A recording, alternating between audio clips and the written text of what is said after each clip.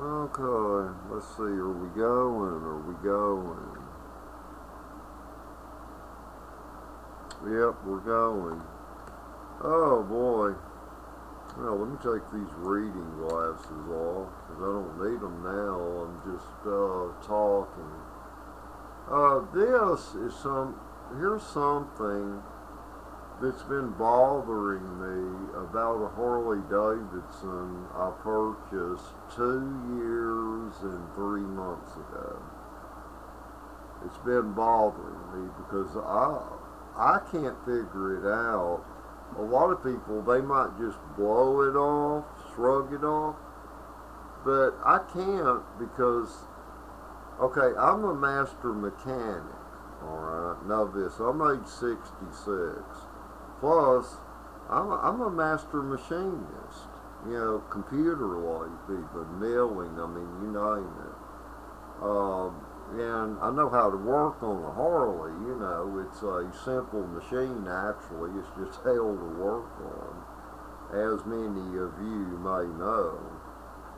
But this is something I wish some other people could give me some feedback on, because this, I don't know how to word it exactly. But I actually called the Harley dealership where I bought this motorcycle. It's a 97 Harley Fatboy. And I put a link, below this video of that Harley. It's the same one I said I rode from Houston, Texas to Fort Worth a few months ago, or it might have only been a month ago. I don't remember. I've done so many things since, which is okay now. And I don't think I got jilted on the price of it. I gave $4,400 for it from a Harley dealership. It's a 97 Fatboy. And the paint, everything still looks good. It's high mileage, but runs great, and I've checked it out. But somebody that owned this before, that took it to a mechanic, someone was trying to get them killed, attempted murder, or maybe their intent was to cost them a lot of money. This is a mind blower. It's a mind blower. Now, here's how I know someone that was very mechanically knowledgeable worked on this Harley before I bought it. And it wasn't the dealer. They just took it, they bought it at an auction or bought it from somewhere. Title check went through, it's had 4 owners in the past. It doesn't have any brand marks on it or anything. Somebody was trying to get somebody killed, people. I literally believe they were trying to get somebody killed. Or they may have been thought, well, it'll ruin a bunch of things on this Harley. And I know a mechanic did this evil, sinister setup on this motorcycle. Because here's what we've got. Wow. Like I say, this has all been fixed. And I love this 97 Fatboy, and I intend on keeping it for life. But myself, I had to fix all this. First thing I noticed, when I got it, the rear belt, the chrome belt guards were gone off the back. And I thought, okay, maybe someone just took them off because they preferred it that way. Alright. So I had to buy some of those off of eBay to replace those, Later on I did that. And I noticed, I took it, rode it around the block a few times, and I noticed clank, clank, clank, clank, and I thought, oh my God, I've either got some seriously loose crank pin or some rods or something serious, but I'm like, you know, a clank that loud, I'm going to have to take the primary cover off this bike, you know, and check that first, you know, because a lot of noise can come from your primary area, compensators, your primary chain, your engine sprocket, you know, things in that area. So, of course, you know, I pushed it up on my porch, and later that night, you know, I took that primary cover off there. I remember I had to take the front floorboard off of it to be able to take 2 bolts off the front of the primary cover. I take that primary cover off there, and I got the shock of my life. The shock of my life. There was a new primary adjuster shoe. It was new because you could tell it didn't have any rub marks. Someone had put a new primary tensioner shoe in it, okay? But they just had the nut on the adjuster stud bolt just finger turned on there. Just turned on there. But the shoe was sitting at the very bottom of the inner primary case as to where it was never adjusted. A new shoe was put in there but never adjusted. And they just finger tightened the nut on the end of the stud. Okay. The other thing I noticed, and that would cause the clank, clank, clank, all that slack in the chain.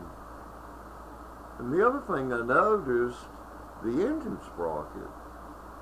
You know, I told you that, I checked that, you know, for in and out boy, and I'm like, the damn cap nut bolt is loose.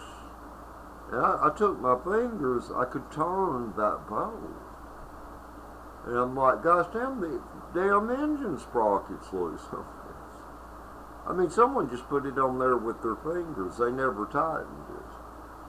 It didn't even have the tightness of if someone had put it on with a pair of pliers. It was just somebody's fingers they turned it on.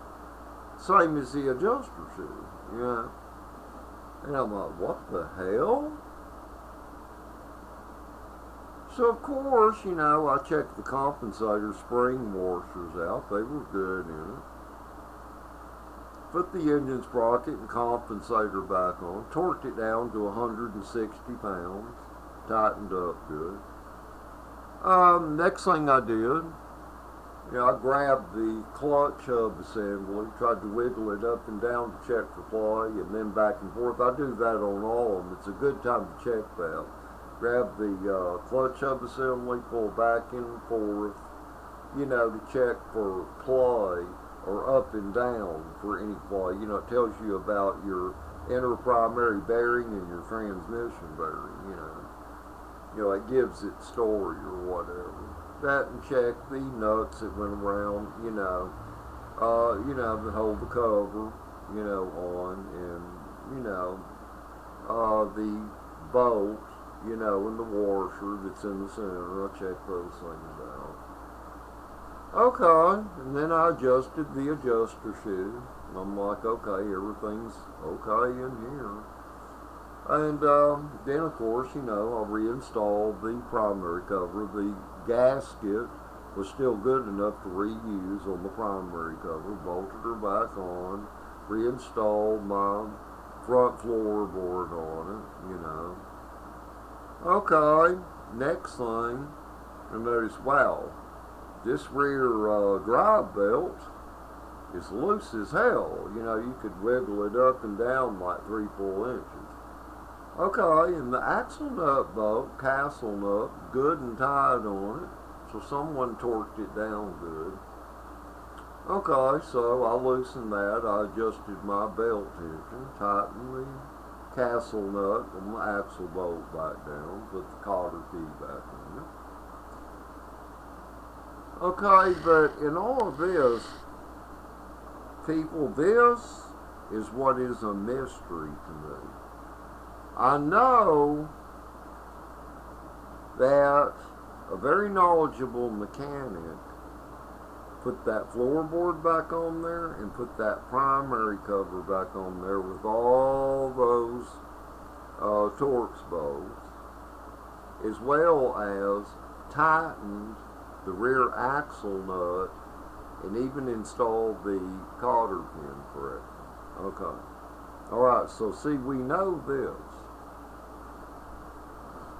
So if the person would have been so novice, or let's say they would have been a mental retard, to leave the adjuster shoe unadjusted and the nut not even tightened on the stud, and to leave the engine sprocket loose, but then they had the intelligence to put the primary cover on, line up the gasket, and torque all these bolts good and evenly, plus to even fill the primary case with oil after this, and then get the front floorboard good and tight, and even get that rear axle nut with proper torque and good and tight.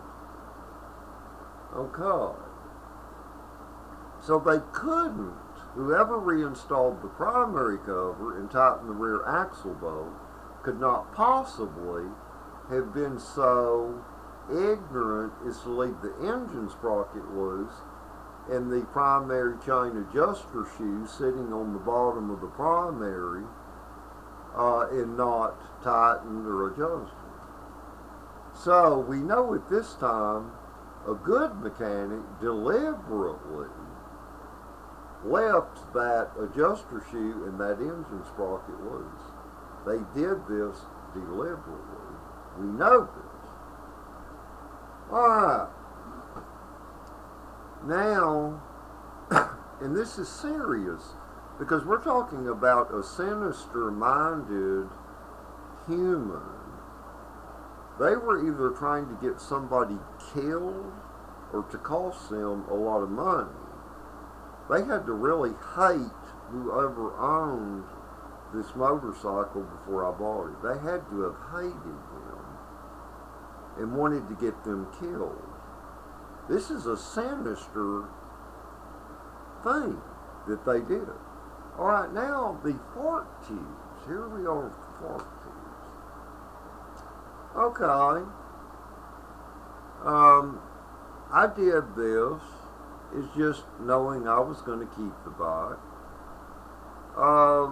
I took out the drain bolt screws on the bottom of the forks on the motorcycle, and of both sides to drain them. And I noticed water comes out on both sides.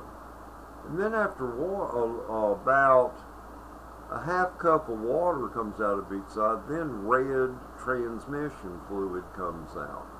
Alright, now oil floats on top of water. For those of you that may not be aware of that, oil floats on top of water. Someone,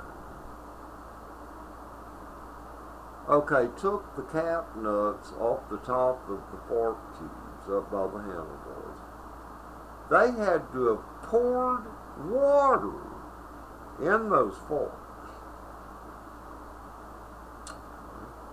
The transmission fluid may have already been there from some previous person that replaced their fork oil, that chose to use red automatic transmission fluid. A lot of people do that. I don't, but a lot of people do. And they added about at least a half cup of water to each fork tube. And then again, those cap nut bolts up by the top of the forks by your handlebars, they got them good and tight. Because when I removed them, I used a 10-inch crescent wrench. I couldn't get them loose. I had to take a pipe, a cheater, and I figured they was going to break off, and I figured, well, if it happens, it's something I'm going to have to fix anyway, because I've got to refill my forks, And I got them loose after I put a cheater on that 10-inch crescent wrench. Okay, I went ahead and put 12 ounces of oil in each side. Put the and tested the forks to make sure the bolt is down by your axle bolt on the front wheel, that those bolts were tightened to where when you push down, the whole forks don't slide loose, you know, or whatever. Make sure that was right. And that checked out. So after I put oil, I put my cap bolts back on. And then, of course, you know, over the, you know, time, you know, last 2 years, of course, I replaced the upper and lower chrome belt guard on it. And I put the chrome accents on it that may have never been on the bike, or someone may have taken them off. And of course, you know, check the oil lines coming from the oil tank on it. You know, check my compression, things like that. Had to do a lot of adjusting on my carburetor. You know, it wasn't right. Got my carburetor right finally. You know, the main jet was stopped up. It's got a 42 mm, but a 42 mm jet works good on that bike. Even though myself and most experienced Harley owners, they will tell you, go with at least a 44 mm, you know, main jet, primary jet. But maybe some of you could tell me, well, what the hell happened here? Who would put water in the forks? That didn't get that way by itself. It didn't get that way by itself. And who would be so clever and able to get the front floorboard good and snug and tight on it, and get the primary bolts that hold the outer primary cover good and tight, and the rear axle good and tight? But then they'd leave the primary chain loose and the engine sprocket loose. People, that had to have been done deliberately. And see, I know because of the torquing they did on the primary cover alone, they were a good mechanic. They were not a novice person, but they were a good mechanic. I'm curious, people, who would deliberately do something like that? Who would have, I mean, I'm curious. I called that dealership back. You know, a woman was the salesman when I went in to look at that bike and bought it 2 years and 3 months ago. Wow. And I told her about it, but those son of a bitches don't care, you know.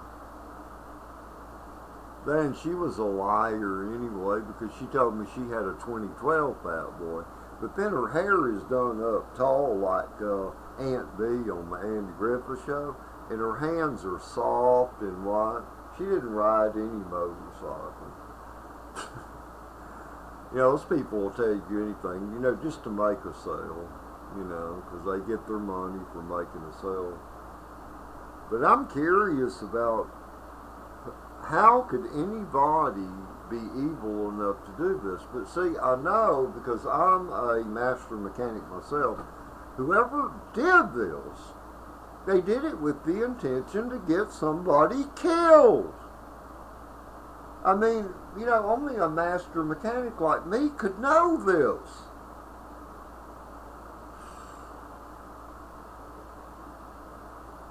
I'm sorry. You know, it's been 2 years and 2 months. It's just that came up in my thoughts today.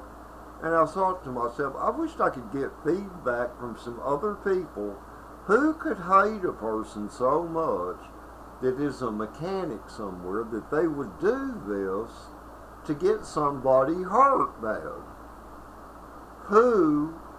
What kind of a person would do this shit? You know, there's an old saying, don't ever let the cook at a restaurant or a coffee shop hate your guts.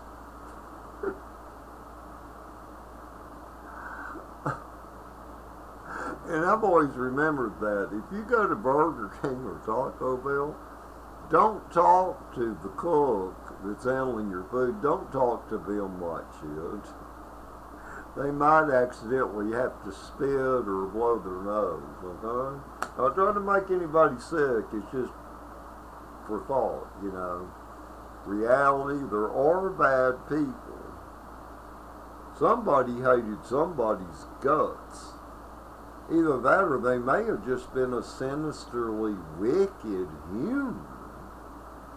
They just wanted to do an evil act, but you know the entirety of that? It's literally sinister. It's sinister that a mechanic would do something like that.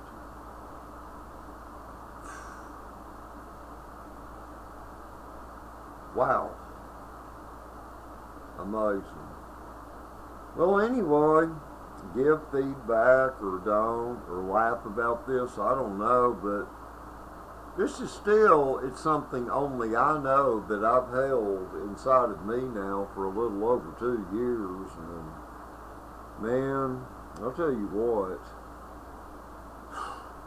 wow. But anyway, you people all have a great day, you know, and you know, Jesus Christ is the answer. That is the answer, at least in my life.